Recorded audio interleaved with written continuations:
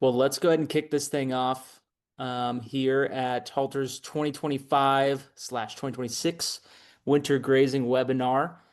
For everyone in attendance, I'm Jack Keating. I'm one of the account managers here at Halter, covering quite a bit of the US. And so this Winter Grazing Webinar is very exciting for me to better understand more just about winter grazing kind of everywhere, which our friend Kevin Derzapf at Sage Land Management Solutions has a wide variety of experience with. So, Kevin, I want to just give you the opportunity to kind of give yourself an introduction and hand the webinar over to you. Thanks, Jack. Appreciate it. Yeah, a little background on myself before I get started. Grew up in Texas. Went to college at Texas Tech University. Studied range and wildlife management. Worked on some ranches after that, and then went to work full time for the Natural Resources Conservation Service. Worked for them for 20 years, and got to work with a lot of different ranchers, implementing a lot of these practices on the ground, as well as ran cattle of my own in Texas for most of my life. Moved to Montana about 5 years ago, and so got quite a bit of experience, everywhere in between, Texas, New Mexico, and every state in between there in Montana. So,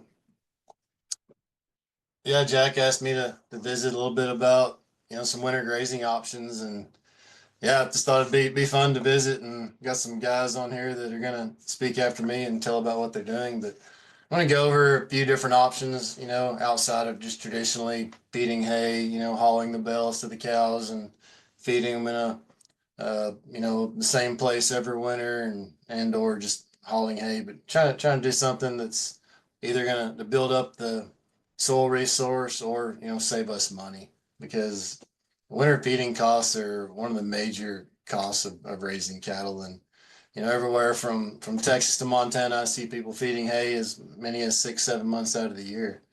So it's a big expense, and it just gets bigger every year. So we'll just jump right in and talk about some alternatives. We'll visit about bale grazing, swath grazing, cover crops, grazing some crop aftermaths, and then stockpile forage. And if you don't know what that is, hopefully you will know a little bit more by the end of this. But first off, let's talk a little bit about nutrient requirements of a beef cow. Let's keep it simple and just look at crude protein requirement. When you wean your calf there, that 7th month, kind of going into winter, that cow's at the bottom of her nutrient demand. It needs somewhere around 6.2% protein for a 1,200-pound cow. And through the winter, her protein requirement increases towards that last trimester, where she needs closer to 8% protein and 9 there at calving. But most of the winter, they need between 6 and 8% protein is the requirement for a cow. And it's going to, every class of animal is going to be different, but we'll just look at a typical cow that most people are overwintering, and that's a spring calving cow as well. So then let's look at forage quality, because the quality of forages is going to be different from north to south, and range versus pasture. Grasses, the majority of a cow's diet is grass, but they also eat a good amount of browse and forbs, woody leaves, and forbs or weeds. And the benefit there is forbs and browse typically have a higher protein content than grass alone. So you'll typically see cows always selecting both forbs, browse, and grass, all three. And then annual grasses are typically higher quality than perennials when they're growing. And then cool season grasses are typically higher quality than warm seasons. And so as we move further north, the native grasses are more dominated by cool seasons, and further south, we have more warm seasons. And, states in between, Nebraska, we have a good mix, 50-50. But the benefit of having both is good for the growing season and the dormant season grazing. Cool season grasses, this is taken from North Dakota. They looked at some native rangeland, and they saw protein content early in the spring as high as 23%, and then dropping off in the winter down close to 5%. Warm seasons, they peaked out at about 15% and again dropping down to 5%. And when they study these plants, they typically clip it all the way to the ground and look at total protein content in all parts of the plant. But I think we know that the leaves are typically higher quality than the leaf sheets, than the stems and the lower stems. And so the further we move down the plant, the lower the quality is of the plant. So cows, they're very selective and they're able to pick and choose the best parts of those plants. So even though it shows that it's dropping down, in September to 5%, that's the entire plant. The leaves can be a fair amount higher. And we see warm season grasses, just like I think Toby mentioned earlier, his grass is down around 3% towards the end of that season. And so that's quite a bit below what a cow needs. But there's things we can do to stockpile some higher quality forage as well. So let's look at bale grazing and swath grazing. Now, the reason we do these two things is to feed our cows in a more efficient manner. Maybe we want to try to build up soil health, add organic matter to the soil profile, improve our plant production, prevent erosion, all these sorts of things. And so depending on our goals, it may influence how we feed that hay. But basically it's just ranging bales in a predetermined manner or the swaths to try to affect the landscape. So here you can see some bales staged out on a given area. Depending on your goals, you may want to feed your hay more efficiently, but if you're trying to leave behind 20 or 30% of that hay and leave it on the site, then we would typically look at spacing our bales a little closer together, maybe 40-foot centers. So a good example here, these are probably a little further than 40 foot, but are close to it. But with 40-foot centers, a typical scenario would be feeding at least one bale per 10 cows and then moving cows every 3 days to new hay. Historically, we've done that with hot wire, allocating 3 days of hay. And I say 3 days, you're going to see all over the board people feeding every day, people feeding, once a week. But historically, we've done it with hot wire.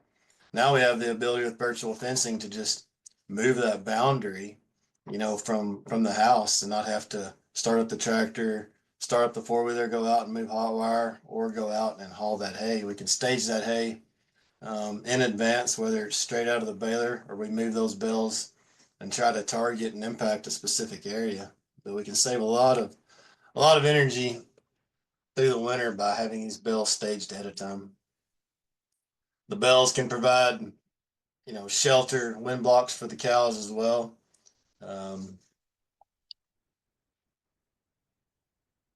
Another example of just some cows gathered around the bales that are staged, and these look like they're staged on end.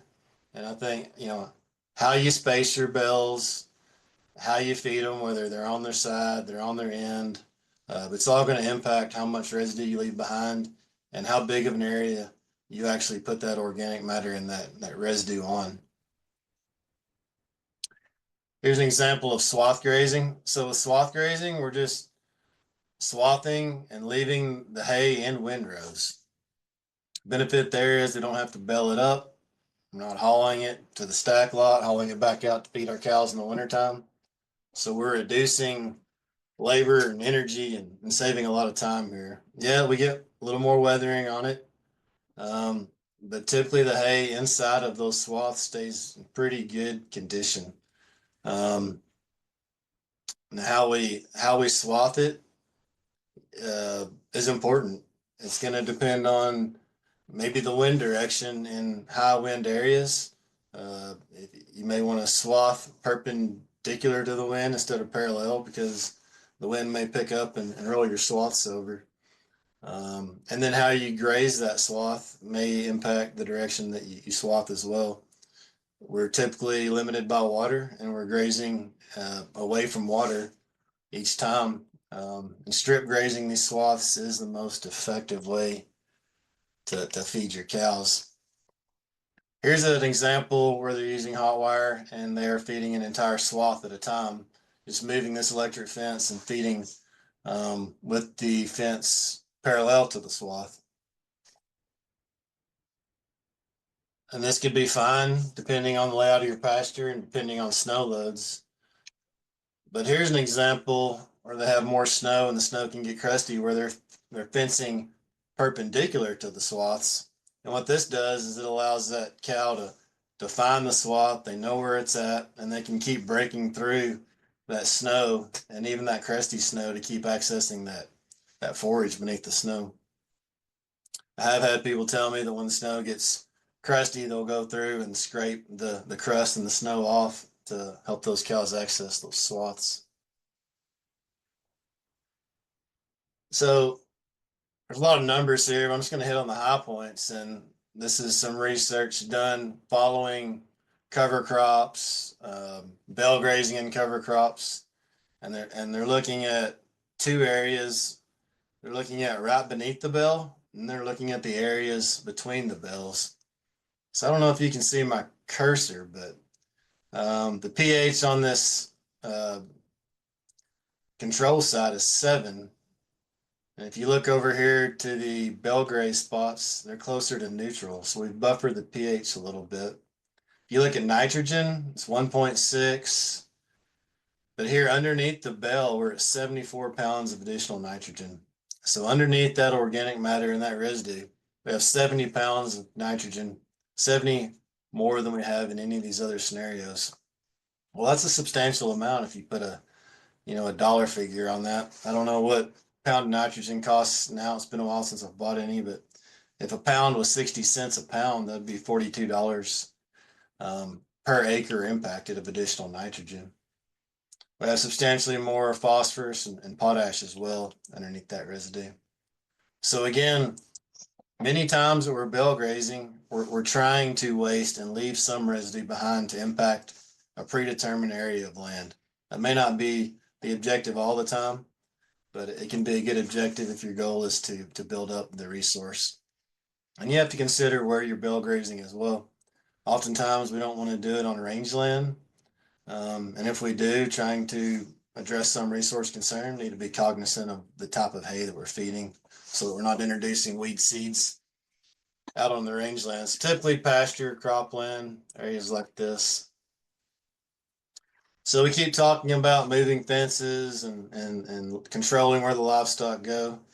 But why are we doing that? Let's look at some examples of why we might do that. Instead of just giving those cows access to all the swaths at once or all the bells at once, those cows are going to go through and pick and choose and bed on those swaths, and they're not going to get as much out of it. They're going to waste substantially more, and they're going to wind up on a lower quality diet towards the end of that graze. So in the examples of swaths and the examples we'll get into here in a little bit of stockpiled forage and people talk about moving cows during the growing season to try to not only manage the cow's diet, but also to manage the grass. In the dormant season, we're trying to manage that cow's plane of nutrition because the forage that we're grazing is at the very bottom of their nutrient needs.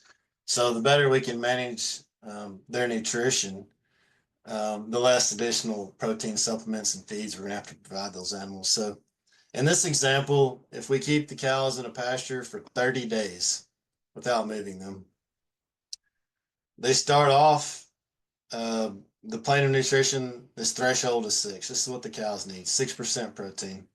They may start off when you turn them into that pasture, grazing those leaf tips, that high quality forage. Well, that may be 8%. So they're doing pretty good, but the more leaf tips they graze off, they're getting down to the leaf sheaths and some of the lower stems. So by day 15 or 16, they've grazed all the better parts of the plant, and they're left with the lower stems and the poorer parts of the plant. So from day 15 to day 30, this cow is eating plants that aren't meeting their basic nutrient requirements. And I think many of us probably know that when we're feeding an animal protein, for example, we need to feed them, depending on the type of protein, anywhere from every couple of days to So sometimes we can get by as often as every 4 or 5 days, but for feeding 20% cubes, you need to feed those every 2 days, because what we're feeding is the biology and the rumen of that cow. We're trying to keep the biology alive so we can break down these coarser quality forages. If we're feeding cottonseed cake, we can get by feeding every 3 days. But we can't get by going 15 days without adequate nutrition, because we're basically killing off the biology and the rumen. And so even when we move into that next pasture at the end of 30 days, that cow is not in as good a condition as she was when we moved into this pasture at the beginning of this 30 days. So in turn, if we move those cows every three days, day one, they're getting 8% protein. Day two, they're getting 6%, which meets their nutritional requirements. Day three, they're not getting quite enough, but on day four, they're moving back to that 8%. So you're keeping that cow on a high plane of nutrition. Every third day, she gets that high quality forage again. So you're keeping the biology alive in her rumen. She's able to stay in good condition, keep processing that forage more efficiently. And so this is the reason people continue to move cattle at a rapid pace, even in the dormant season, not just the growing season. So this is an example of strip grazing. We're moving the fence, be it a virtual fence in front of the cows, controlling their access to forage across this pasture, and giving them just enough that they need for whatever that predetermined time period is.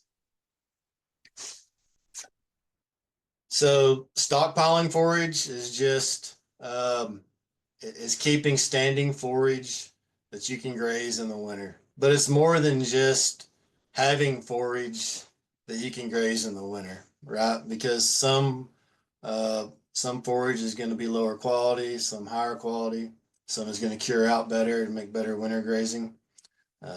Typically, your native grasses hold their nutritive quality better than introduced grasses. But there's things that we can do to those introduced grasses to improve their quality. And so they're going to have a higher level of protein and digestibility going into the winter. Now, when we start stockpiling, it's going to depend on where we're at, the climate. The goal is to grow high quality forage leading into the season. So if you can grow a good amount of forage in 30 days, well, then graze it, in July or August, and then pull off and let it grow up before the freeze.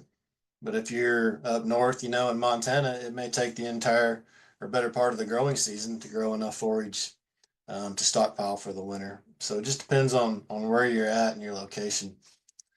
And then how do we graze it? We just talked about if we strip graze it, we're going to provide higher quality forage with shorter lags and nutritional quality. So all forage is not created equal. This picture on the left of little blue stem, you see all this yellow, decadent material, probably last year's growth growing in amongst it. Not going to be as high of a quality as this picture on the left where it's all this year's growth.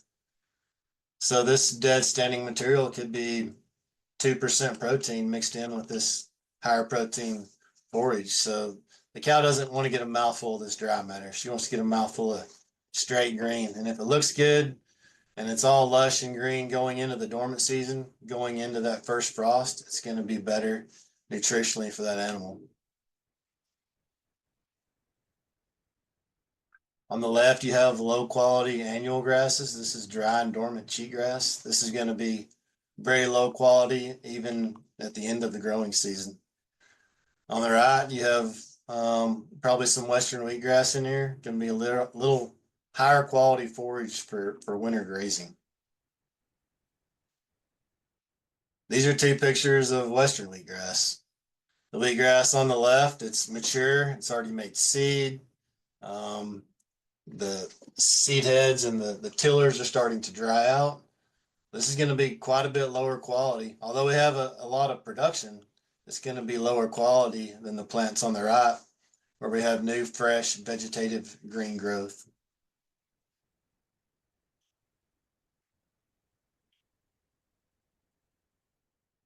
So when we're managing our stockpiled forage, we're managing it just like we're cutting hay.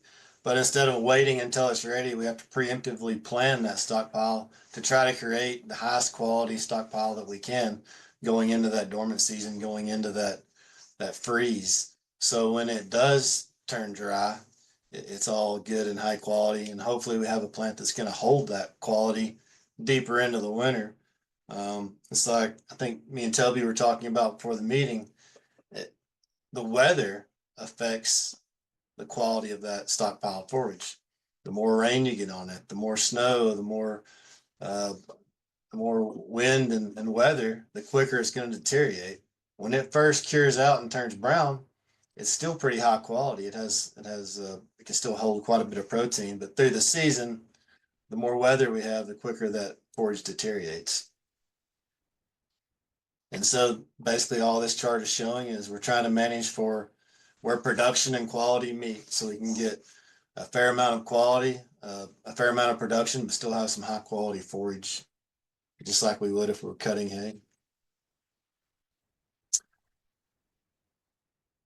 So for stockpiled forage, diversity is important. Having uh, grasses and diversity of plants, but also cover for the cattle in the wintertime. You know, stockpiled forage, cows can dig through snow. On the picture on the left, you have forage that sticks up and stands above the snow. This is valuable to keep them from having to nose through to get their forage. But on the right, you can see where they're digging through the snow to access standing grass. And then what about a burn? You know, we're resetting the landscape. This picture is probably from North Texas, southern Oklahoma. But basically everything that's growing is new, lush growth going into winter. This would be a high quality option for dormant season stockpiled forage. Then we have crop aftermath. This could be a great resource, especially if you have a lot of cropland that's not used in your area. But you know, grazing corn stalks, for example, could typically be 6 to 7% protein. So that's going to come pretty close to providing all the needs of a cow, late fall, early winter. And then the picture on the right has a cover crop planted in with it. So this is certainly going to provide quality forage for the cow. And then cover crops. The goal of cover crops is typically twofold. We're trying to build soil health by planting a diverse mix of plants, grasses, broadleafs or forbs, legumes that can fix nitrogen, typically brassicas that have a deep taproot to penetrate the soil. But not only can we build the soil, but this is a very high quality, 20+% protein cocktail mix. So grazed properly, we can accomplish both, providing some good forage for the livestock and build soil health at the same time. Here's a picture of some cows grazing a cool season cover crop with a virtual fence. Again, they're strip grazing this. They're able to efficiently utilize the forage that's in front of them. And by strip grazing it, they can put more of this forage and this green material on the surface in contact with the soil where it needs to be for the soil biology to break it down.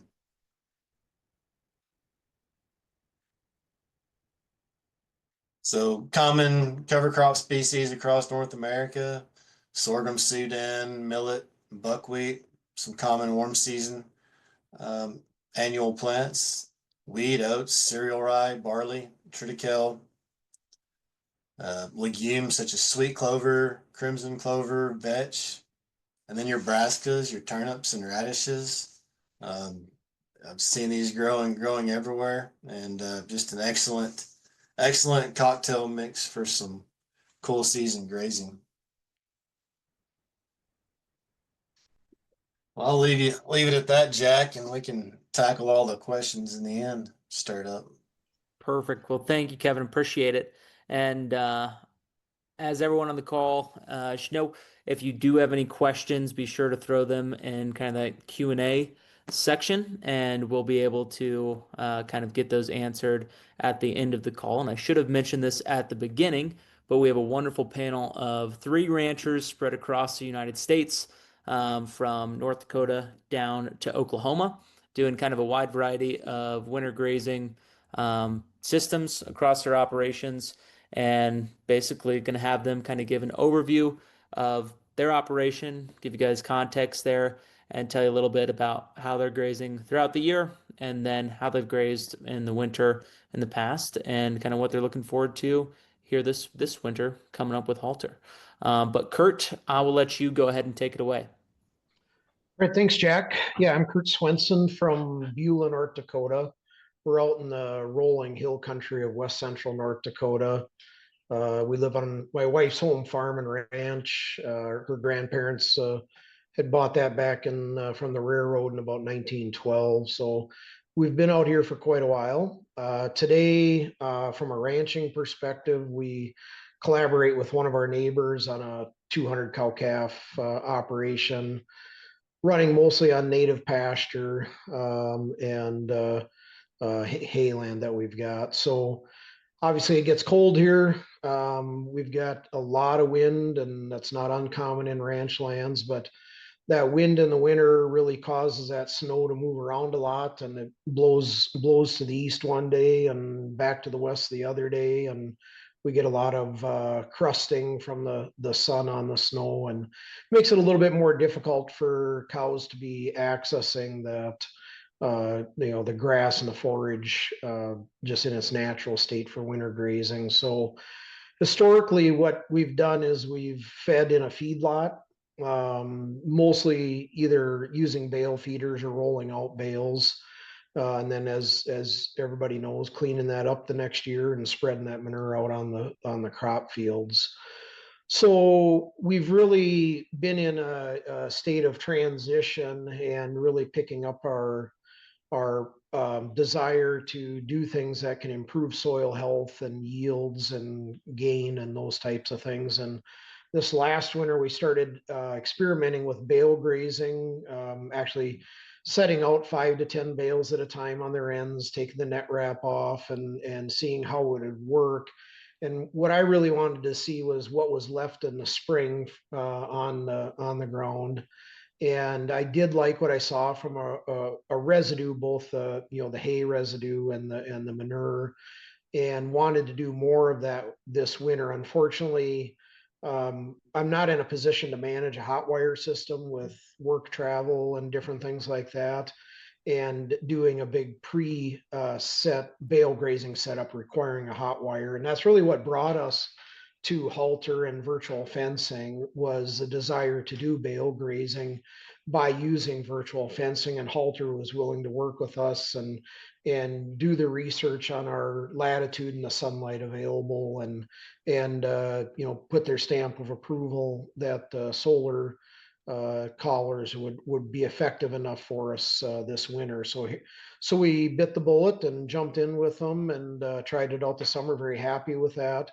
So our plan is this winter, we're setting out bales on the tops of our prior cropped lands that are now in hay production, that are very unproductive with the soil erosion that took place over a number of years. And so we're really looking to increase that soil health on those now clay hilltops, and then using virtual fencing through halter to control which bales the cows can access. And so that's kind of our top priority that we're doing this winter. The second thing that we've got going on is we're actually be grazing corn stalks for the first time as well, and see how that works for us. Using the virtual fencing on that as well, I definitely want to manage how much they're consuming on that and controlling any potential for acidosis. So that's what we've got going on this winter. In this next summer, we'll be going through our first trial on cover crops planted after wheat harvest, and then grazing that in the fall and early winter. So more to come on that, but we're excited to be able to use virtual fencing to try these, at least for us, new techniques for winter grazing. I love it. I love it. And Toby, what is your story down in Oklahoma?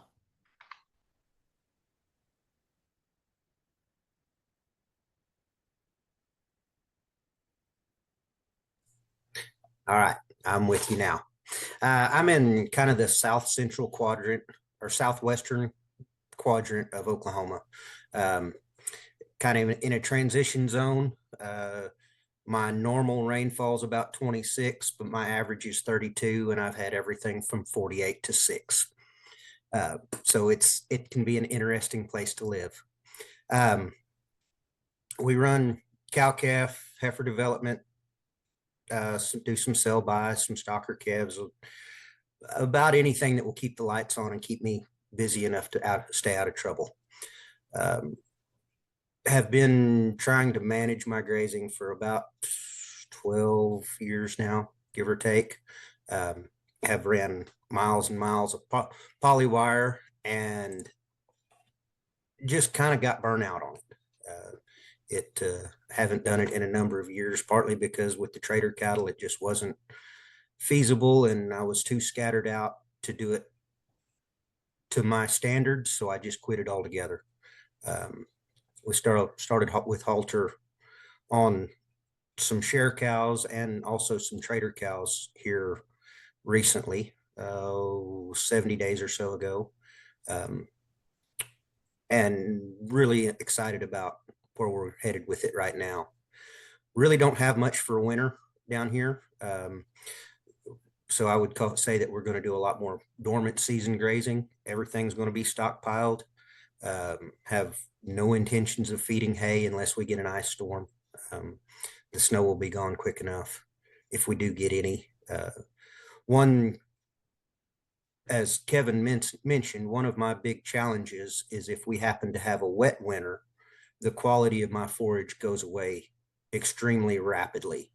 So, and I have almost zero perennial cool season grasses. I'm almost all warm seasons, other than a few annuals. So there's going to be a lot of DDGs supplemented to the cow herd, and then it ties in with also trying to match the production cycle of that cow to the forage production of the land. And I'm a firm believer that your dormant season grazing is what decides whether you're going to make a profit or not, more than anything else you can do. I like it. I like it. And Brian, what about yourself? Uh, I'm located in the southwestern part of the Nebraska Panhandle. Our average rainfall is anywhere from 9 to 25 inches. We're not quite as blessed as Toby is at times. But we run a cow calf operation along with a breeding heifer development. We've recently been purchasing a lot of heifers and trying to turn our cow herd over at a more rapid pace. We do run some stockers, and we also have a small backgrounding feed yard that we utilize through the wintertime, a little bit in the summer, and then on demand if grazing resources dictate that we need to find somewhere to go or provide a home for them. We've been doing a lot of grazing experimentation for over 20 years, and subdividing pastures constantly. For the most part, throughout the winter time, we graze anything from corn stalks to volunteer wheat. We do some bale grazing, and we also do some swath grazing, predominantly using hay millet and then swathing it with a draper swather to make as big of a windrow as we can possibly get. On the bale grazing end of it, we have certainly spent time setting bales out and moving poly wires in certain locations to add some residue to places that we've wanted to add some residue. But recently we've been using we've planted a lot of wheat fallow ground back to grass alfalfa. and we've cut our bale size down to 400 to 500 pound bales and baled those acres up with the intent of coming back in the wintertime and grazing them just as they sit. We've done that for a handful of years now it's something I really like to do, and we tend to use that feed more for our first calf heifers and our developing heifers. I've been using halter now for almost 90 days. And I'm amazed at the capabilities of what I'm able to do with halter. In the past, on some of our dormant grass, on some of our native season grazing in the wintertime, we would supplement cows with alfalfa or a grass alfalfa mix just to increase their protein intake. We weren't moving them as rapidly as I wanted to, and a lot of that was just due to the fact that putting a step in post in the frozen tundra isn't always the easiest thing to do. But I'm looking forward. The thing I'm really looking forward to this year with halter is we're going to make a really strong attempt to graze our main cow herd through the wintertime without any added protein supplementation. I've talked to a handful of guys that think that it's possible, and I'm really looking forward to giving it a try. I think we've set ourselves up over the last handful of years in we don't calve until middle of May, so we've got that going for us as we programmed our cows to be that way so far. And the other thing is we've continuously started decreasing supplementation on them for the last handful of years that I'm really looking forward to seeing I want to keep pushing them to their limits or finding some limits for them to keep adding revenue on the back end of it. So.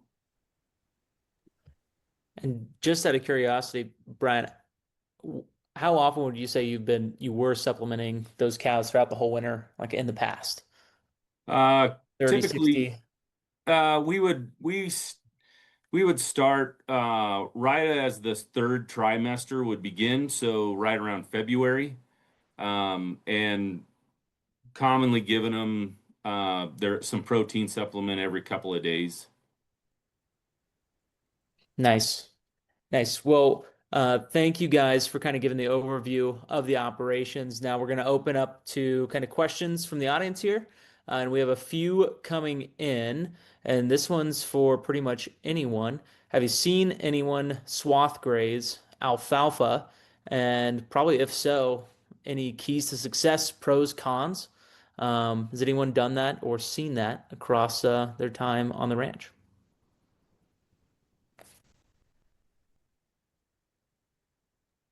I'm gonna defer to Brian. Have you tried this, Brian? I've never talked to anybody who's swath grazed alfalfa. We've tried, like I said, we've tried hay millet. Next year I'm looking at doing some oats. But I've never heard of anybody swath grazing alfalfa. I have a friend who's up at Havre, Montana, who swath grazes some alfalfa. It's I think I'm sure it's a fairly high grass mixture in there with it also. But he's been doing it for a number of years. He says as long as you can keep the deer out of it, it works really, really well. He would prefer that over anything else. He said, but the deer can be an issue, but it's right in front of his house. So I think knowing him, he has ways to keep them off. You got to get innovative with it. I love it. Kevin, what about yourself? No, not alfalfa. I'll tell you, Havre's a pretty harsh climate up there. You know, you can do it in Havre. Windy, cold. You know. Love it. And another question here from Brian, our very own Brian, which is how often should we be forage testing our native grasses in the dormant season? I assume that Kevin, that's directed at you. You know, I think, if you're trying to stockpile forage, it could be beneficial. But what I found is you can never go out and sample uh, and hand select the quality of diet that a cow is going to select. And so if you do try to do it, I would select more of the upper parts of the plant, leaves, and don't clip it all the way to the ground, or select as if a cow would graze it, depending on how you're grazing, maybe cut it down to 4 or 6 inches and send that in. But a cow typically can select a higher quality diet than you can clip and send in, especially on rangeland. But even if you don't send it in, that cow is going to give you a lot of indicators of their diet. So there's other ways too. You can send in manure for nutrient sampling and test what they're getting. You can also look at the consistency of their manure to tell how loose it is and if they're getting an adequate, diet for maintenance. So uh, an alternative would be to send in the manure to the nutrient nut bow lab, which is at A&M, Texas, and they do all the manure sampling across the U.S. So that could be a good tool. Kevin, one question on top of that.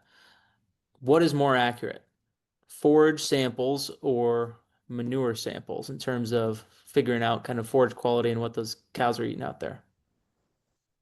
Well, there's problems with both. That's a good question. That's a hard question because, like I said, you're typically not sampling um, as good as the cow selecting. But then, manure samples, they're weighing those samples against. There's a lot of factors that have to be dialed in correctly because you're giving them the class of cow, the breed of animal, all these other factors. So if you have all that dialed in, you can probably get a good idea, but I couldn't say one's more accurate than the other. I've seen issues with both, but at least when you're sending in the actual forage sample, I think, in my opinion, that you know, I would recommend doing both. If you're really wanting to get data and try it. But I've seen issues with both, but they're both excellent tools. Very nice. And Kurt and Toby, remind everyone, how long have you guys been utilizing Halter this year? So I've only had it about 70 days, give or take, I think, maybe 80 now then. So it's still a very new tool. And we're a bit longer, but only about 150. I think we started about the 1st of June. Very nice. Can I come back to Brian's question about the forage testing? 100%. So to me, forage testing is a good way to plan, but in the middle of the winter, I think watching gut fill and reading your manure piles, how are they stacking? What's your fiber length? What's the consistency of it? I think that's a better, more real-time read on what you need to be doing than waiting on results from something that you have to send off and wait for. There we go. And we have, excuse me, another question here from Rhett. What do winter water sources look like for the panelists, and how does that affect their grazing strategy through the winter?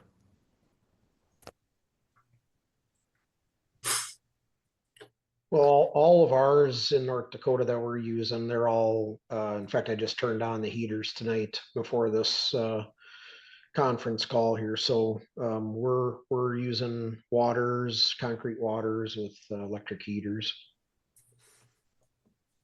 So I have a pretty vast array of water, and some of it's really good and some of it's horrible.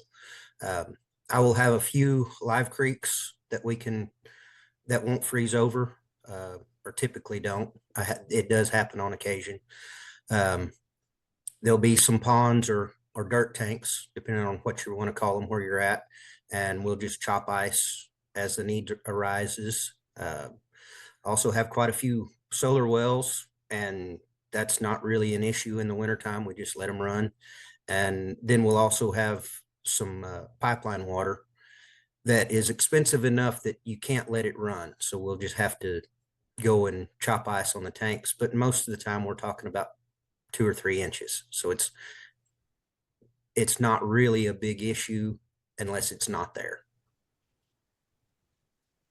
We've got anything from solars to we've got solar pumps and pipelines, and either one of them we try to, like on the pipelines, we're in a different situation. I can leave those weeping in order to keep things open, but there's plenty of times when we still have to go out and chop some ice from time to time, and I'm trying to come up with some different ideas on how to keep the water circulating at a cheap price to me. I love it. And going into some of the other questions, I guess, Brian, this is a good one for you, and Kevin, and everyone, I guess. But how much damage do you guys usually see from deer, I guess deer mostly, or elk, if you ever have any come in? But how much damage do those bales kind of sustain during bale grazing throughout there? Do you see much loss from Uh, animals? so our game and wildlife are they're pretty good about keeping our deer population down, so that isn't a problem. And we're just now starting to get elk moving into the area, and I haven't had any elk problems with it just yet. But I could see where the bale grazing, especially with elk, could be a problem. But in my area, 40 head of deer in a herd is a lot, and I don't see that very often.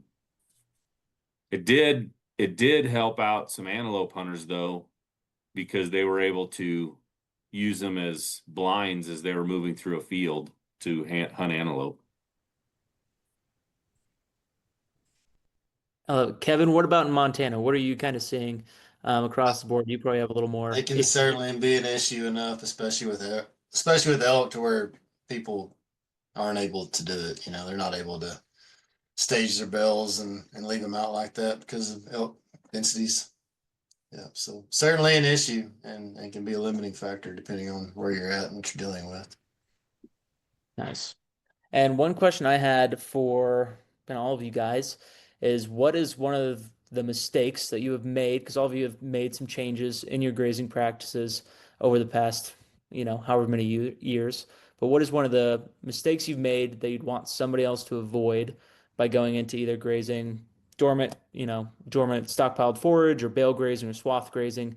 What is one issue you've encountered through that you'd want somebody else that's new and getting started to avoid? And Brian, I'll start out with you. I'll put you in the hot seat. Uh, I would say the my worst one I ever did was on some swath graze. I had some proso millet that uh which you wouldn't want to graze proso millet with a pregnant cow, but we were grazing it with some yearlings in the late spring, and I was trying way too hard to make them efficient, and I was taking too much of it off in a dryland situation, and I made a mess out of a lot of fences because of the dirt that started blowing because of what I was doing. And it probably wasn't a good idea to even do it in any situation. But though it was a pretty dry, it would have been different if we would have grazed that early in the winter, but I waited until April or so, and I went at it too hard. And yeah, the more cover, the better. Nice. Kurt, what about yourself? Or Uh, Yeah, I'd probably, I don't know, just because we've been doing this pretty recently, I don't know about any significant mistakes, but I did want to just maybe hit on one of the points Toby brought up and just kind of watching the quality of the manure and how it's stacking and all that. We adjusted our feeding, type of feed and amount a few times last winter just because it was stacking too much and really knew where they weren't getting enough protein. Toby? Thinking that dormant meant dead grass. And it was kind of the same thing as what Brian said is, that when I first started trying to do dormant grazing, I thought, well, that it won't hurt that grass to take it all. And it was incredibly detrimental, and could see exactly where I had done it for a number of years afterwards in the production and the quality and the type of grass that came back. The top third is all you need. That's where all the good's at anyway. And if you run out of grass, you can always come back and take a little bit more. And then what was the middle third is now the top third, and it will be more nutritious than it was. There is still some transference of energy from the roots, at least in where I'm at, and it's warm enough. So don't think you have to get it all the first time. Nice. Kevin, what about yourself? Yeah, I think just pushing cows too hard and letting them lose condition before you catch it, and yeah, just got to stay on it like Toby said, and monitor their gut feel and manure, not pushing too hard. Nice. And then I got two other questions, one for you, Kevin, and then one for the group. Kevin, the one for you is what would be some of the pros and cons of bale grazing versus swath grazing? Well, with bale grazing, you can move the bales and stage them exactly where you want, and probably leave more residue behind. You're probably gonna have less weathering and essentially less, less weathering and maybe some higher quality forage, but you're gonna have more expense in it as well. So I think for swath grazing, the pros would be less labor, less expense in creating the swaths, and but you're not able to get the impact where you want it. It's just going to be where the swaths are. Brian might chime in there too. I think for me the biggest part of it is the quality. While I really like swath grazing, it also makes a difference on how I believe it. The size of your swath makes a huge difference, because the smaller you get, the lower quality you're going to get. So tonnage and the size of swath is going to have a huge impact on it. Whereas bale grazing has a lot more. I mean, on what I'm doing, my quality is a whole lot higher. And I'm, the way I am doing it, I'm still doing it in the same swath or the same windrow that it was. It's just consolidated that into a bale in a certain area in the field. There's certainly some differences, but to me, the quality is the big factor on it. Nice. And for the ranchers on the panel that are using halter, obviously you guys all got started this year. This will be kind of the first year going into winter. I guess, what are you guys hoping to see as kind of the big benefit for each one of your operations? I know we touched on it a little bit, but I guess, yeah. Toby, I'll start with you. So on the set of cows that I have been winter grazing for a number of years now, that place is divided up into quarters, and none of the water is centrally located, and it's far enough away from town that I was not going to go and string polywire. I'm just not, as much as I knew that I should.